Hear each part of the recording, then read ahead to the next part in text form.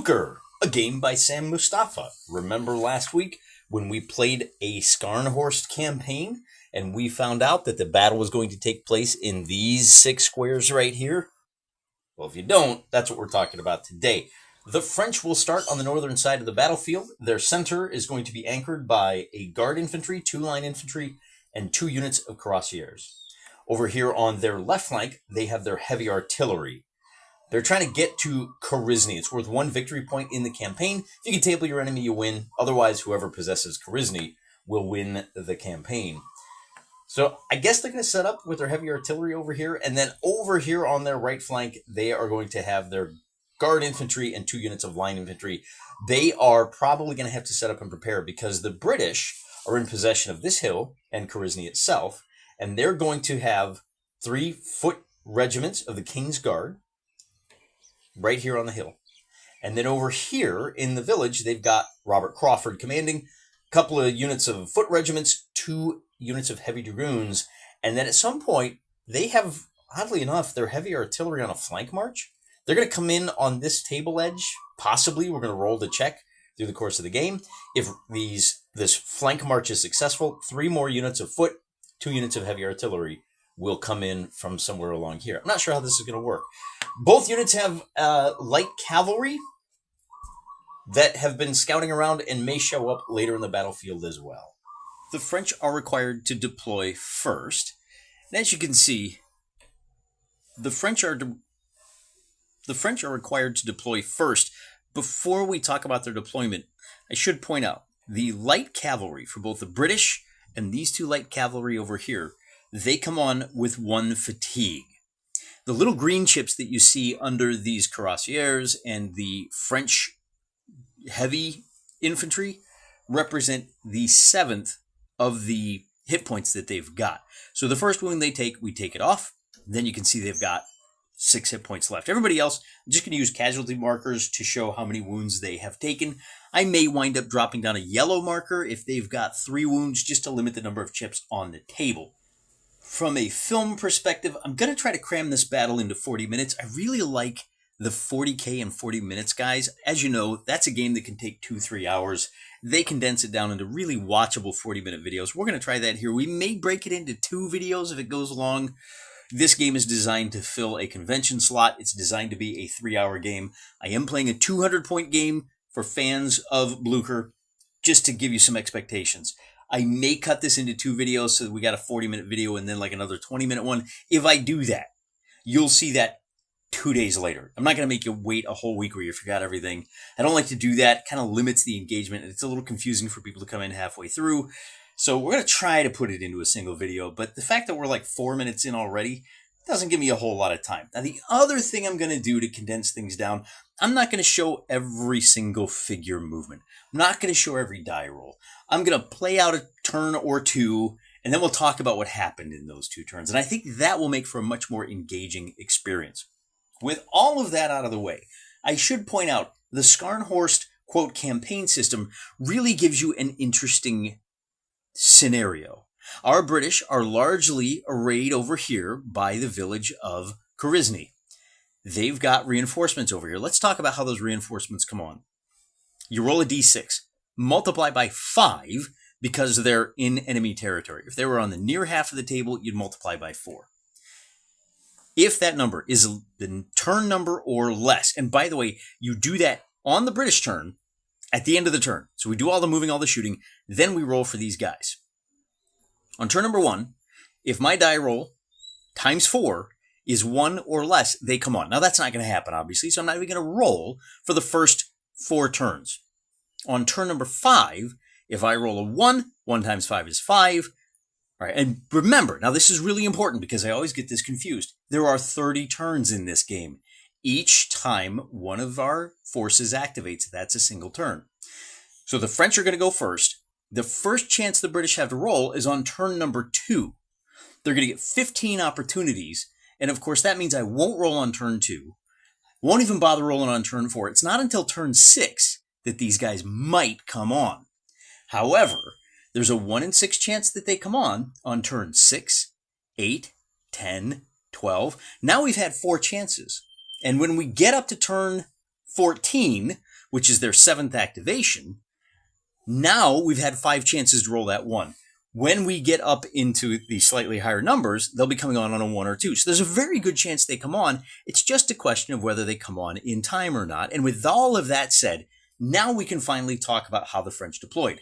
They're going to leave 1 infantry unit behind and these light cavalry. And we may bring one of the light cavalry around here just to kind of bottle them up. This column has a long way to go to relieve Koryzni. That's a really interesting thing. That's an interesting conundrum that the British are facing and that the French are facing, because it's hard to crack a built-up area. This monastery is going to be hard for the French to take. They're going to have to hit it with a bunch of different units. So they have a numbers advantage over here.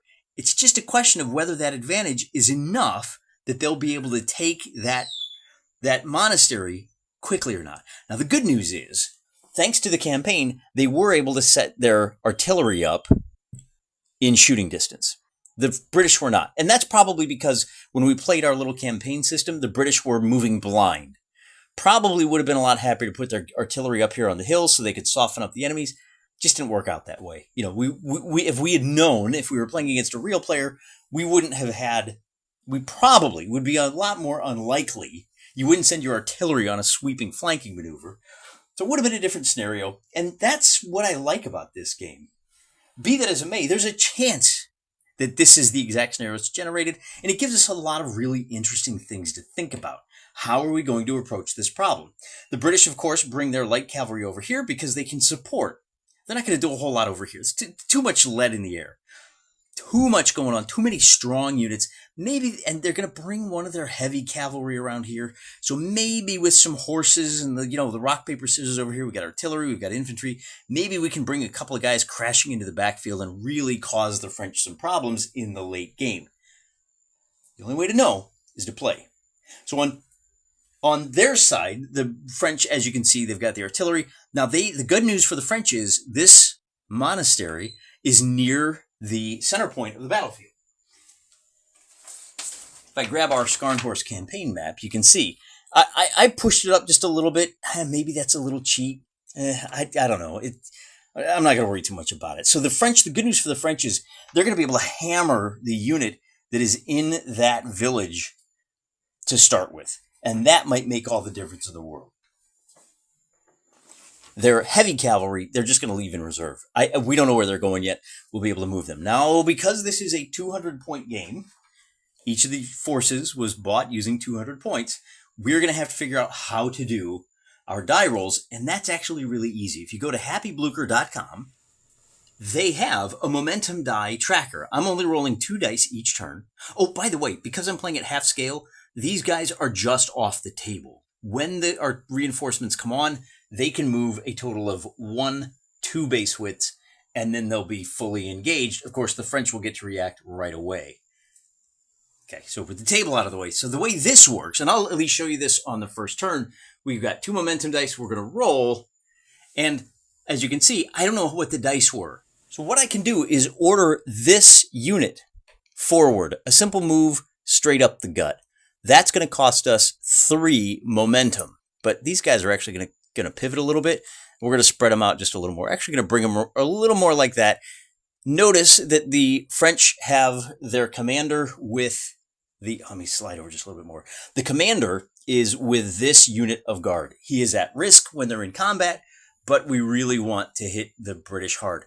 So if we look over here now, that move, because the leader is vigorous, is going to cost them 2 momentum. So I say 1, 2, and I check, and it says you can proceed.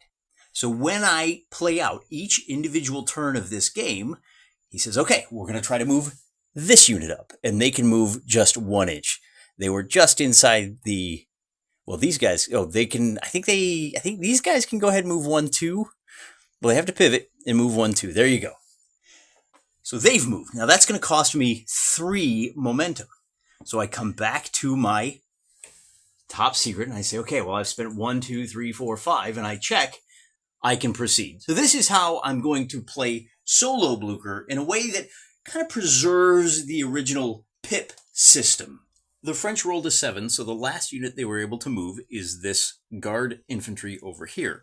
For their part, the British slid this entire corps over 1, and notice that Crawford is not attached to any of these guys. The French were not able to move anyone else. Lannes here gives a combat bonus, not an activation bonus. Crawford over here is giving the activation bonus, meaning that the French couldn't do anything else. So on their turn, the British are able to move 5. Bear in mind, this is 1, 2, 3. And then, so that's, 1.5 because of Crawford, right? So that becomes 2 activation points. 3, 4 for the light cavalry. And then they have 1 more activation that they can do. So they have 1 more activation. They roll a 5. And here, I'll show you right over there. See, we roll a 5 and it says stop. So after our 5th activation, they get the bonus because I forgot this is halved over here. We can kind of bring I guess we just kind of noodle these guys up just a little bit maybe. And I think that's going to be the end of the turn. But I forgot something important, didn't I? On turn number 1, the French do have some firing. We're going to do it a little bit out of sequence. Remember, we're still learning how to play the game. These artillery can fire up to 8 inches. They're only 6 inches from the town. So normally, on their first shot, they can roll 5 dice. I've put down some counters, little D6s. They can only fire 5 times. On the first shot, they can roll 5 dice, but you got to cut that in half because they're firing into a built-up area. So that means, rounding up, they're going to roll 3 dice each. One of those dice will hit on a 5 because they are heavy artillery, otherwise hitting on 6s. Now, I use 2 different colored dice for just this reason. You see, this 5 is one of the extra bonus hits. So that's going to do 3 points of damage to the unit in the town. And maybe this town isn't going to be that hard to crack after all. At least if the artillery keeps shooting so well. The French move 3, 4, 5, 6. They're going to bring this guard unit around the back. They are going to serve as the last-minute shock troops, the reserve, that will finally crack this town's walls. To help protect their flank, they're bringing this guard unit over. That's number 7, and they're done, which means that they get to shoot their cannon. But this time, the cannon's status is going to be a mere 4. Because they're still shooting into town, they're going to have to roll 2 dice each. And because they're still heavy artillery, they will be hitting on one of the 5s. If they roll a 5, will be a hit. They get 2 hits. And that's going to be 5 hits on the town. I feel like I might be doing something wrong here. Because I keep hearing how hard it is. It looks like the French may wind up getting into town right away. This unit is already down to just 1 elan. What do they call it? 1 hit point, whatever. The British roll very well for activation. Everybody gets to move. These guys have an opportunity to rally. To do that, you are activated individually, and you roll to rally. If you are successful, you remove 1 fatigue. I will roll here on camera. I get a 3, and you need a 3 up. It is treated as having moved or not. So that means we can pull one of these wound markers off. They still have 2. The British did not want to move this unit. Everybody moved. Nobody gets to fire. They are close enough to shoot, but of course, if you move, you can't fire. So that will end the turn. This is the end of turn number 4. I'm sure the British would love to fire, but you can't move and shoot on the same turn. We had to get up and block this line. We need to slow them down. We need to just keep these guys out of town so that the relief force can come on and cause some problems. That's kind of where things sit for now. That's the end of turn number 4. We still don't have any opportunity to roll for reinforcements, so it becomes the French turn number 5. The French wind up with a very good activation roll. It's over 10. They've moved everybody. You can see Lannes is shifting around, and he's ready to come sweep in with those guards. We've tightened up our line here. These 3 guys have not moved. These 2 did. They just slid over a little bit to protect the flanks. Seeing this heavy cavalry starting to come over the hill, don't ask me how they saw it. It's just the way these things work. We were able to activate the first cuirassiers, the second cuirassiers. They've moved up. We're bringing the light cavalry over here to chase these guys off. So a lot of really sweeping motion in this game here on the first, 2 to 3 activations on both sides. Moving on to the shooting phase. Only one of these artillery now has, actually they both have line of sight to the town, so they're both going to get to fire. But after all of the shooting that they've done so far, on their third, that looks like they're heavy artillery, the French go 5-4-4. So they will be firing 2 dice each, and all the same numbers apply. They're hitting on basically 1 5 and any 6s. So 2 more shots is going to blast this unit out of the town. That is the first unit to be, wow, I must be doing something wrong. Tell me if I'm doing something wrong here. We're not done with firing yet. We still have 3 French units that have not gone. This first unit is going to fire at this British unit. They are within 1 inch. So this is a volley. They're going to be hitting on 6s. A single 5 will hit. So if we roll a pair of 5s, it doesn't really count. So we get 2 hits on this unit. Then this French unit will also fire at this unit, and the same numbers will apply. So this time we're going to get a miss, miss, and a miss. We didn't get any 5s. We got 2 more hits. So that's a total of 4 hits against this unit right here. We'll tuck those underneath just so we recall.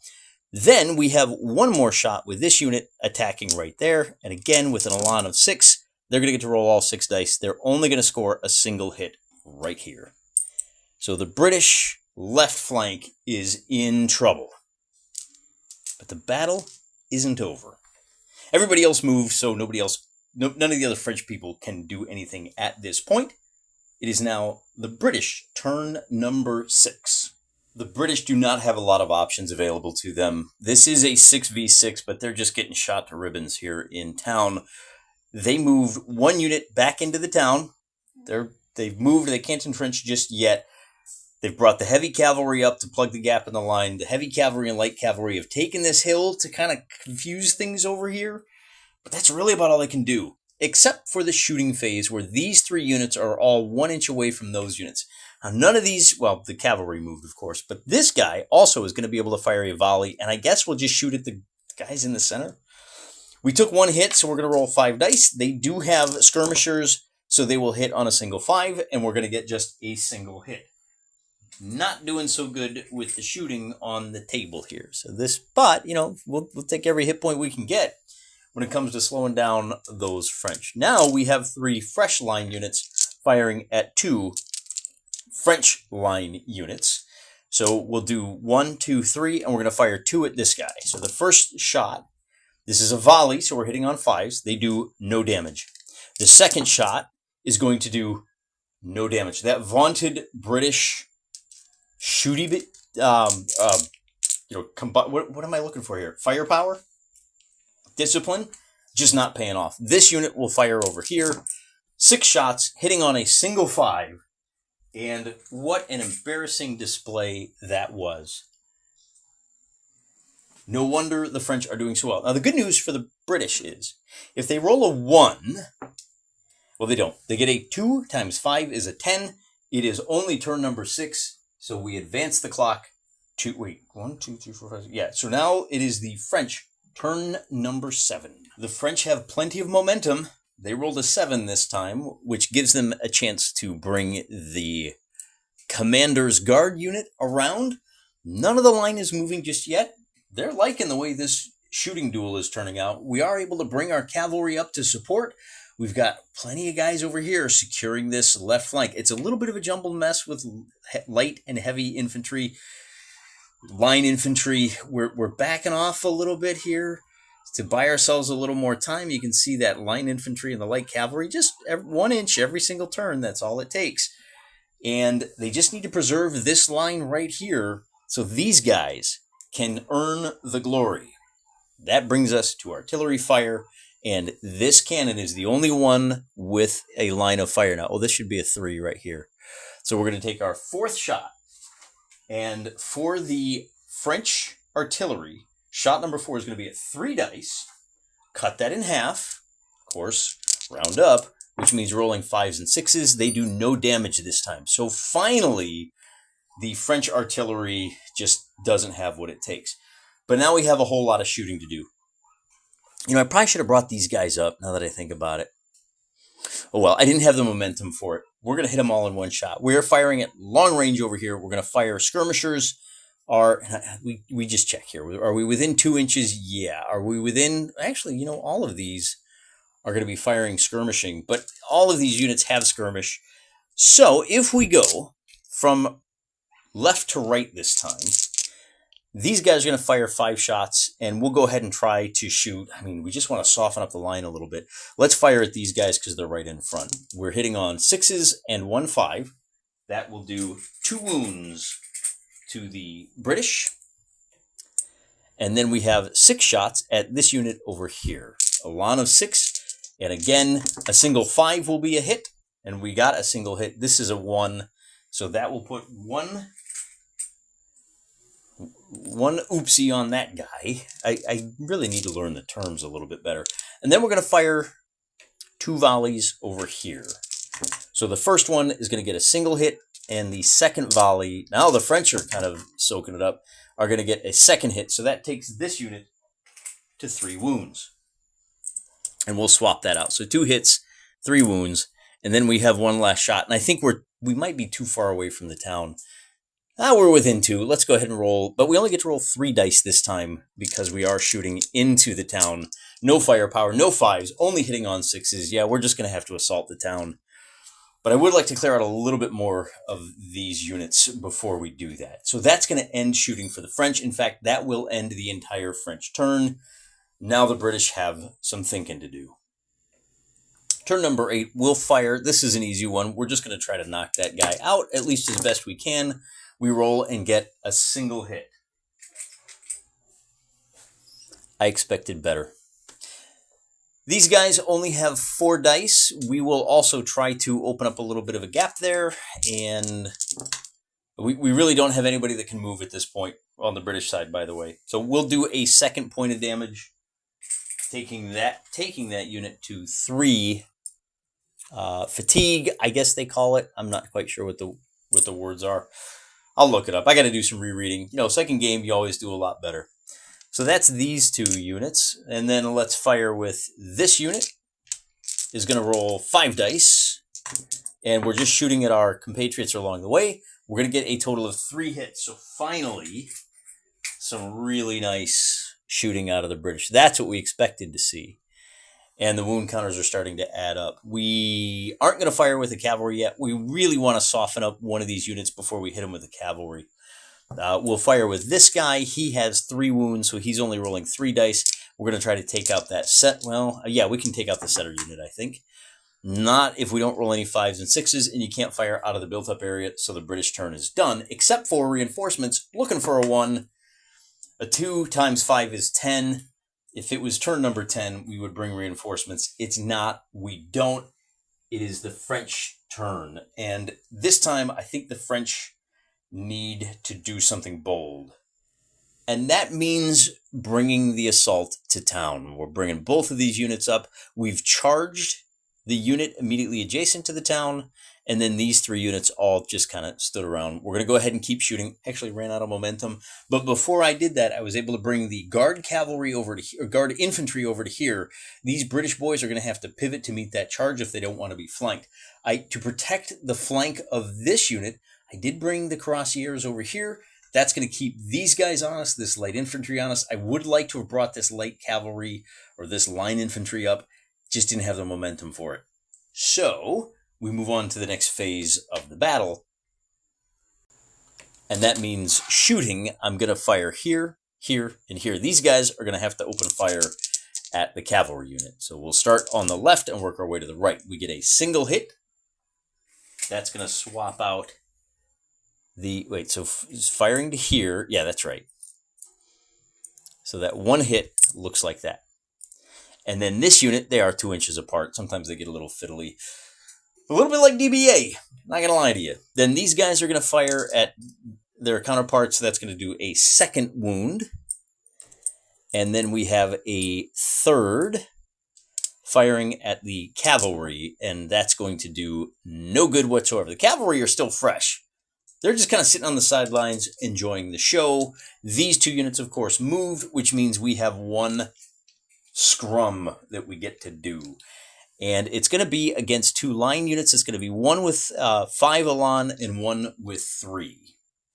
The British only have 3 combat whatever's left, but they get an extra one because they are steady. The British get 5 dice because that's how fresh they are.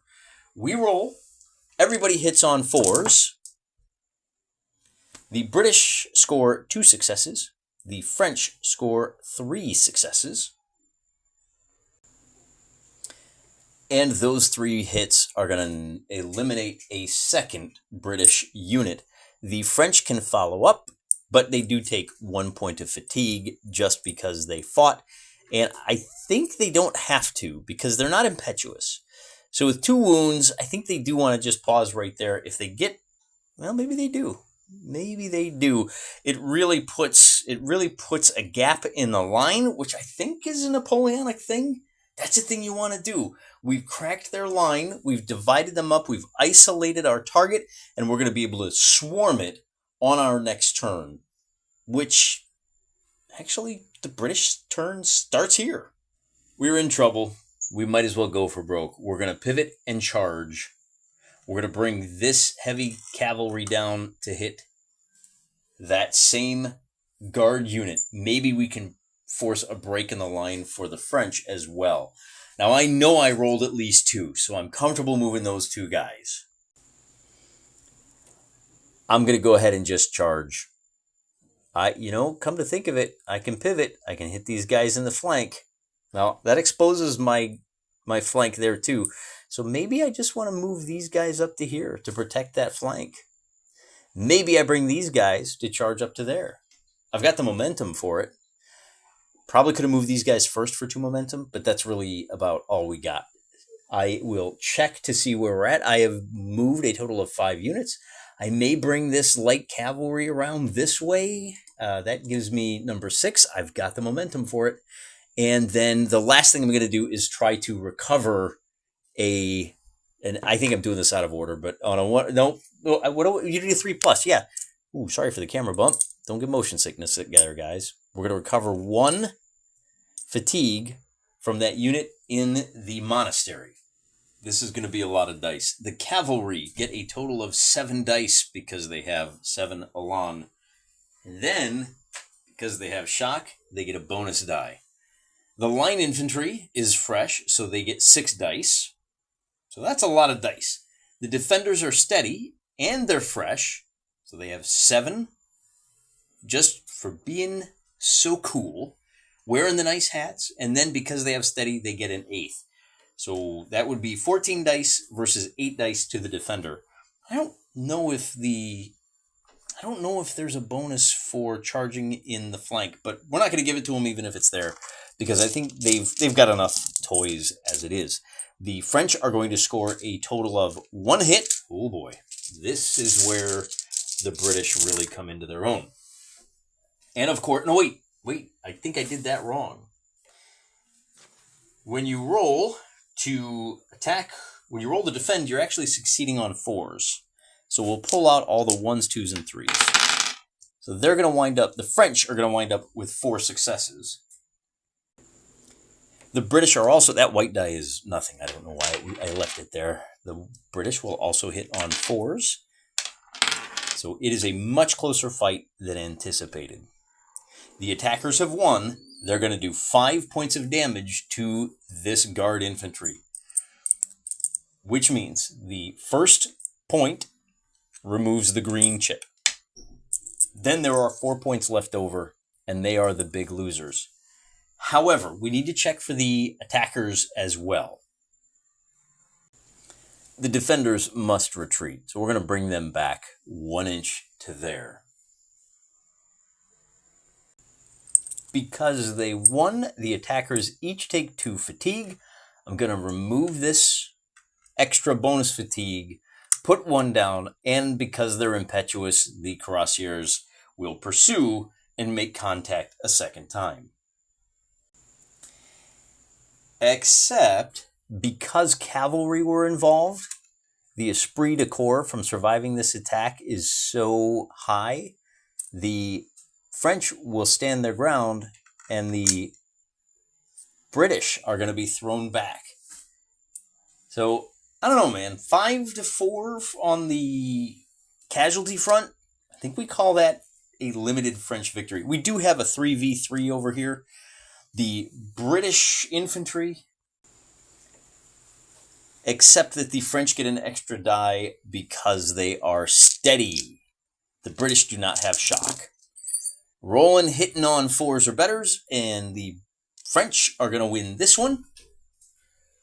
The attacker is going to take 1 fatigue. The attackers take 1 fatigue and must retreat. 1 inch to there. Oh, then we also have this charge over here, which is going to be... Now, again, this is cavalry on infantry. So the cavalry are going to roll a lot of dice, but there is no outcome by which the cavalry will... The cavalry are going to have to retreat regardless of the outcome. The infantry are going to be stuck at 4. They've taken 2 wounds so far. They are steady. They'll roll 5 dice. The cavalry have 1, 2, 3, 4, 5, 6, 7, but they also have shock. So that's going to be 7 versus 5. Everybody is hitting on 4s or better. And when we bring them into the camera, you see that the cavalry and the infantry both score 3 hits. First, we do the defender. If the defender equals the attacker, the defender takes 1 fatigue. Then for the attacker, because they were equal, they're going to take 2 fatigue, and they'll retreat 2 inches. So we remove 1 of these wound markers. This unit does not move. The French hold their ground. Although they do have too many accoutrements on the board. Maybe I should use the templates. Anyway, this unit is going to retreat 2 inches to there, but they've taken 2 wounds.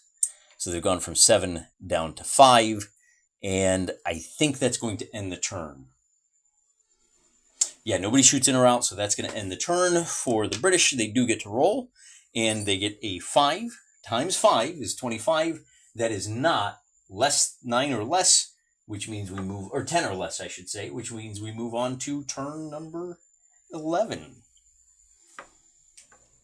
The French dressed up their lines, did a whole lot of charging over here, brought this unit around to protect the flank of the village. We might have thrown all 3 of these units here, but I don't really like having this guy right here. He can't do much right now.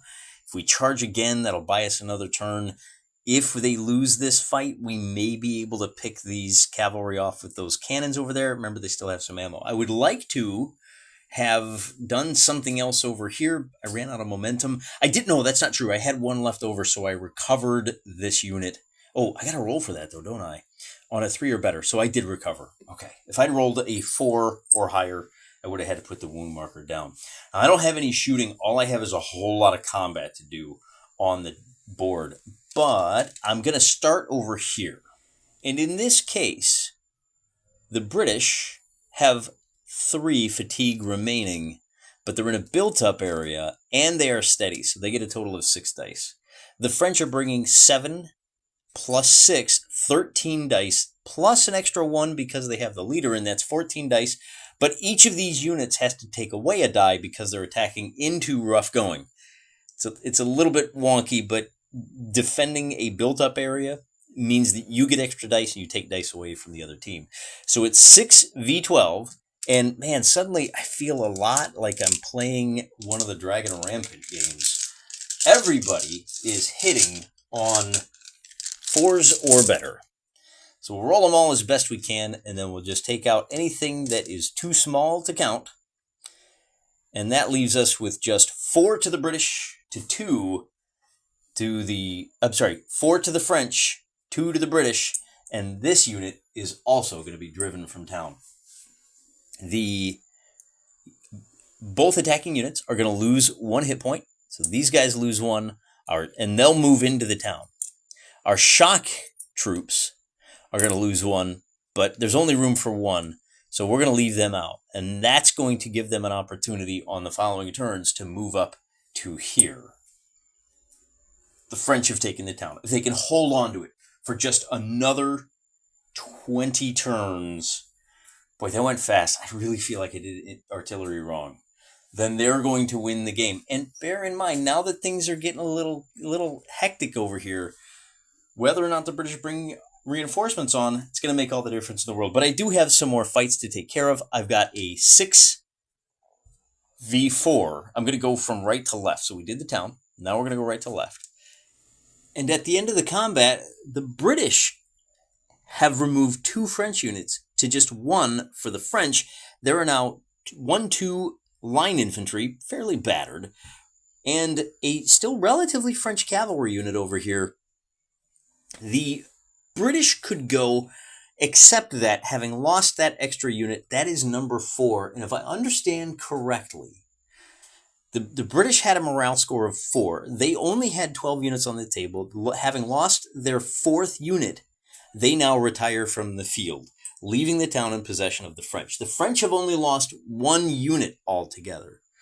So in retrospect, viable solution for the British, and I didn't think about this at the time, the problem that the British had is that with a couple of extra units on the table, the French have lost 2 altogether.